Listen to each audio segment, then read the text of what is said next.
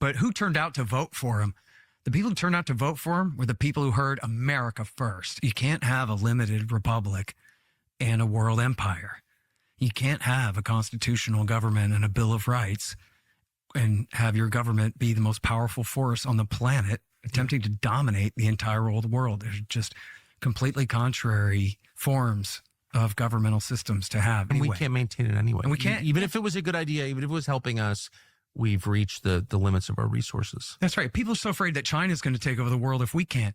But we have a $37 trillion national debt, and we can't do it. If we can't afford it, they can't either. When Donald Trump himself said in his first few days in power here, he said, you know what? I don't want to pivot from the Middle East to great power conflict.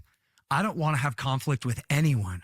We should be able to get along with Russia and with China and with the Middle Eastern powers and just have a century of prosperity ahead of us. That's America first. And I believe, Tucker, that Donald Trump could get on a plane and go to Tehran right now.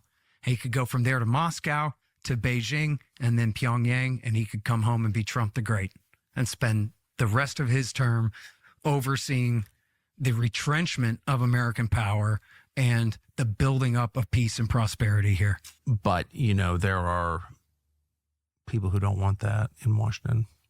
But you know what? That's what the people of the country want. I agree. That's who voted for him. I agree. You know, they say, well, there are these factions of warhawks who supported him too. That's true, and they have money.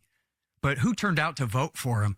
The people who turned out to vote for him were the people who heard America first. Yeah. And that means defend America first. That doesn't mean be George Bush, the selfish jerk, and go around and do whatever you want. It means leave the world the hell alone.